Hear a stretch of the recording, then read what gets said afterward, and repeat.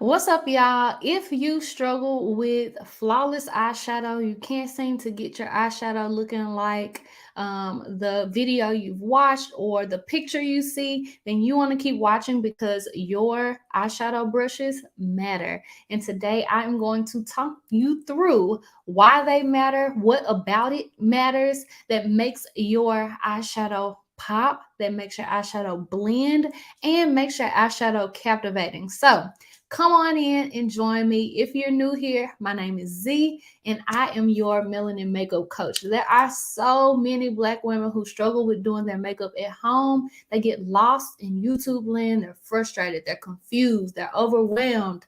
So I created Beauty for Us platform for women to learn what to buy and how to apply a flawless look that they can love at home. So welcome in again, and today we are talking about eyeshadow brushes for beginners. The best eyeshadow brushes for beginners. If you are on Facebook, please take a moment to share this. Make sure y'all share it inside of my group, Beauty for Us Makeup Learners. Share it to your friends. Make sure you share. And then if you are watching me on YouTube, I want you to hit subscribe. Listen, my goal is to hit 1,000 subscribers, and I cannot do that without you because I can't come to your house, pick up your phone, and hit subscribe for you. But it's free, and I just want you to make sure that you hit subscribe. So, good Sunday to you. I do have another announcement. Thank you, Iris. Thank you so much. I see you. I see you. I do have another announcement, which is my smoky eye class. You guys, my smoky eye class is next Monday. Next Monday, I am hosting a free smoky eye class. I'm going to teach you how to do your smoky eye easily without you looking like a raccoon. I got you. And we are going to have a ball and a blast. Now, throughout that, I am going to be using brushes from Matter Brushes, which is my brush system that I created for beginners. And in order for me to get the brushes to you in time, today is the last day to place your order. Okay. In order for me to guarantee that they're going to get to you in time within my control. Okay. Within my control. Now I can't control USPS or UPS. So within my control, today is the last day that you can get your brushes. So make sure you visit matterbrushes.com.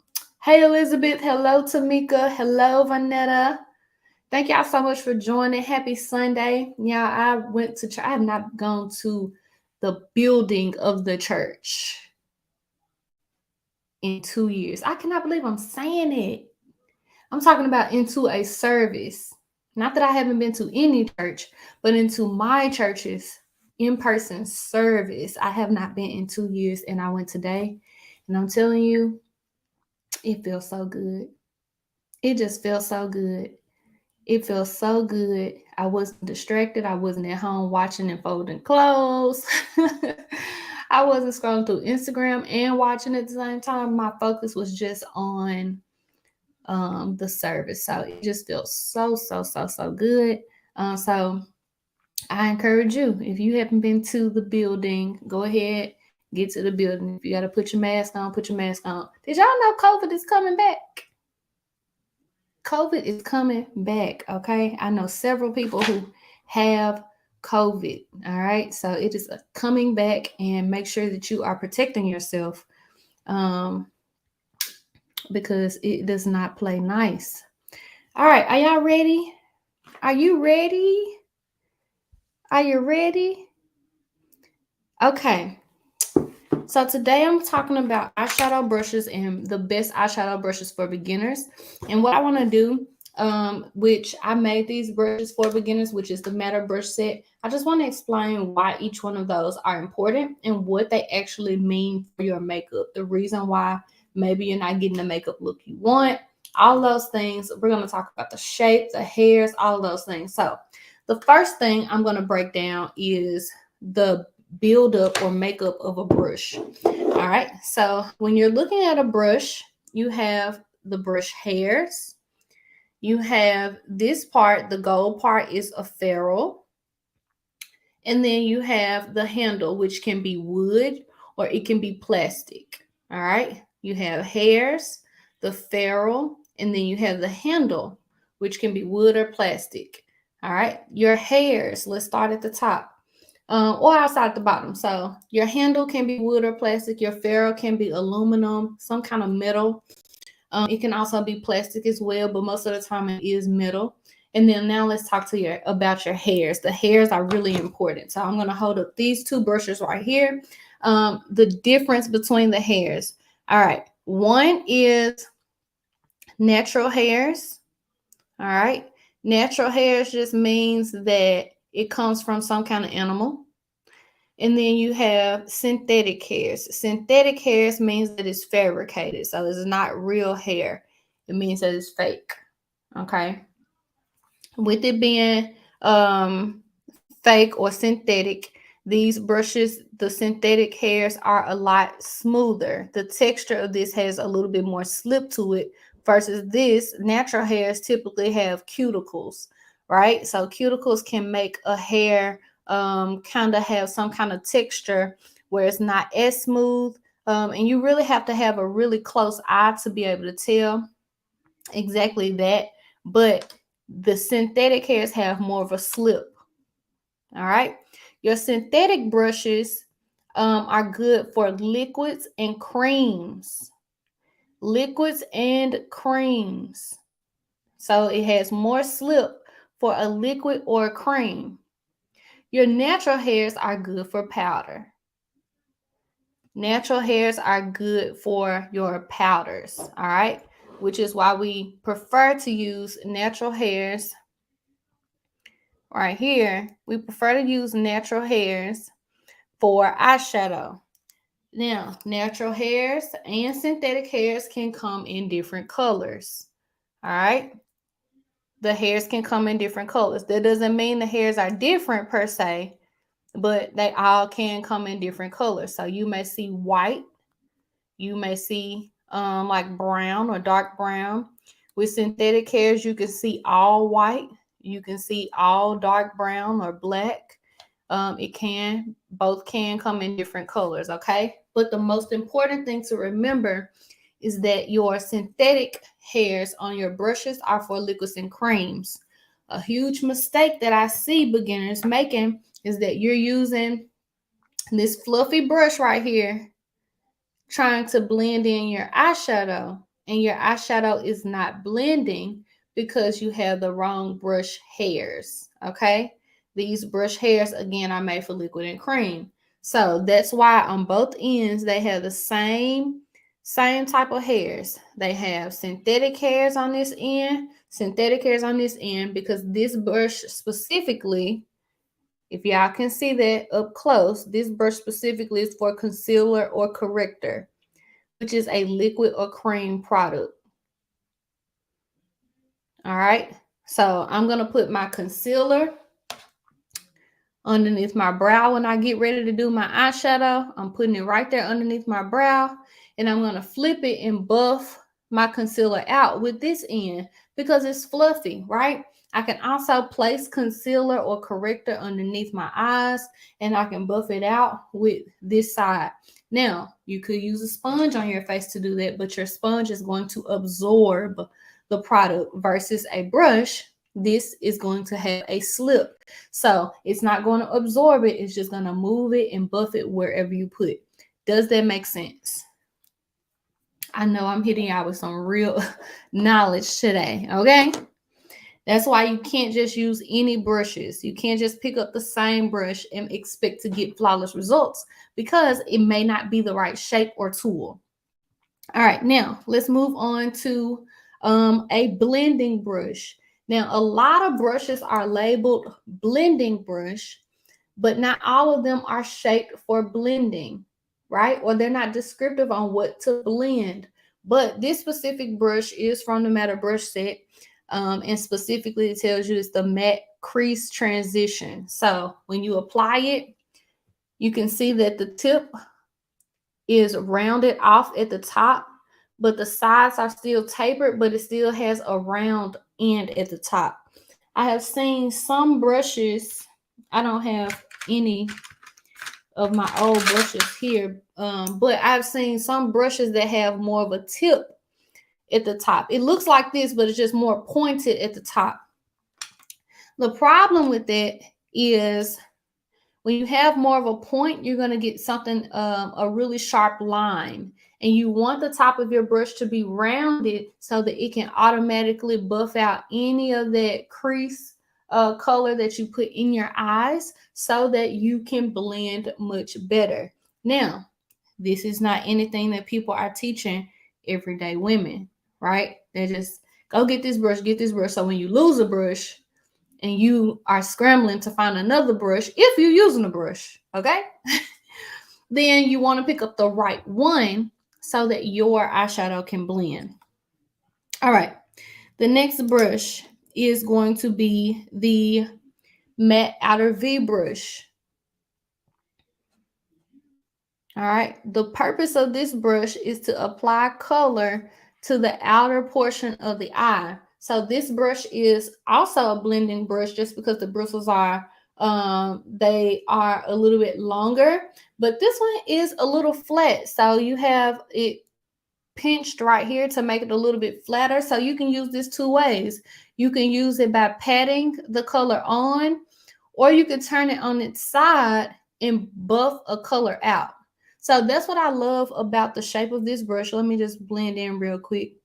I can use it to pat a color on, or I can turn it on its side to buff some color out and blend it in. So you want to have different shapes and sizes of brushes so that you can get the blend that you want for that specific area of eyeshadow.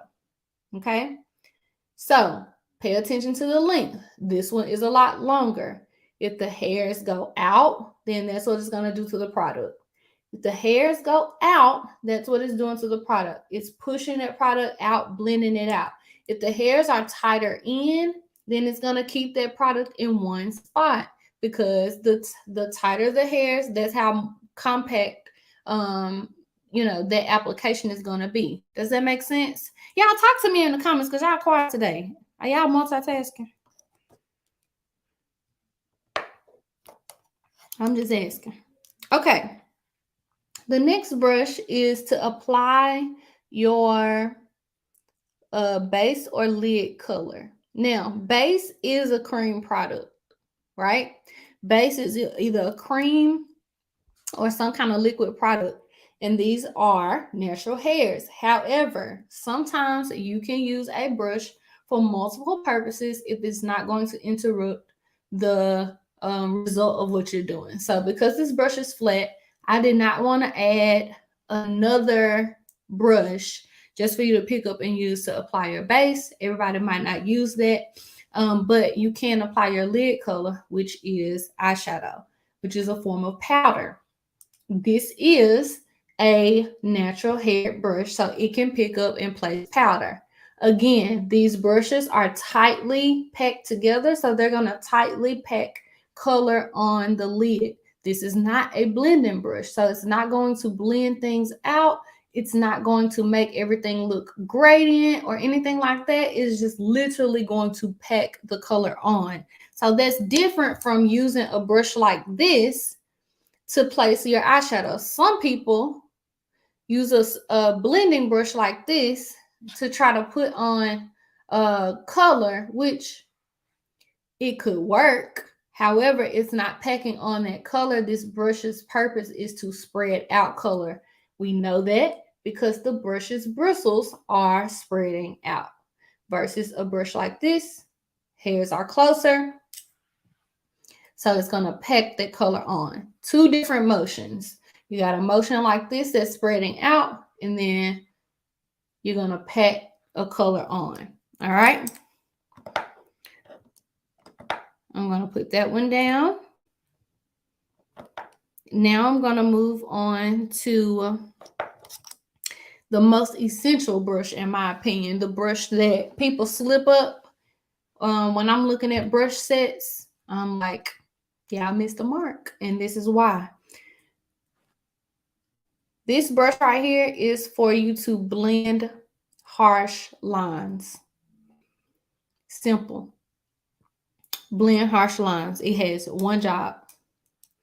When you compare it to that first brush, you can see that they look very similar. Very, very similar. All right. Very, very similar. Both of them, the purpose is to spread the color out. Purpose is to blend the color out. Very, very similar. So if I'm doing this with this brush, it is just spreading more color out. The reason why we need this brush is because we need to use a clean brush to blend harsh lines. When we go back and use a brush that we've already used that has product on it and we're trying to blend something out, we end up putting that color everywhere and we didn't intend to. So taking a clean brush is kind of like if you waste something, you don't keep cleaning with that same towel that you wiped up the Kool-Aid with. You got to go get a new towel so you can really clean up the Kool-Aid, right? So you want a clean brush, and the shapes of these are very similar. Again, what this one does is spreads it out. What this one does spreads that product out. All right. The last two brushes are brushes that should grow with your skill. All right. So this brush right here has an angled tip. All right. So this is great for cream products. This hair is also synthetic. So it's great for gel liners. That's really what it's for. This is to apply your gel liner. All right. So it has an angled tip. So if I were to put gel product on both sides, it's going to give me a nice sharp advantage for doing gel or liquid eyeliner. And this end is a spoolie, just in case you want to spoolie and brush out your brows as well. Hey, Sydney. Okay. So synthetic because it is very good with a wet product, not powder. Okay. A wet product, not powder. Even the shape of it, there are not a lot of hairs in this ferrule because once you have that product on there, you want it to be as thin as possible so you can get a really, really crisp, sharp eyeliner with it. Okay. All right. In the final brush, a brush that looks like this is the Smudge Liner brush. I use this brush for two different things. One is to smudge the liner. So if you put eyeliner on and you smudge it like this, you just kind of going back and forth. You can, I've used Q-tips for this before as well. But if you use a brush like this, it's going to smudge that liner and give you more of a smoky effect. It's going to soften your look, but the bristles, as you can see, the bristles are natural because typically you put a little powder on there and you can buff it out. Now, the second reason that I use this brush, the second reason is to add a little bit of that eyeshadow in the corner of my eyes. That just gives me a little bit of pop. I think I'm going to do that now. I'm going to take I think I'm going to take my highlight from my Amalawa palette. All right, so I'm taking some of my highlight color from my Amalawa Eye Face palette. So I'm going to take that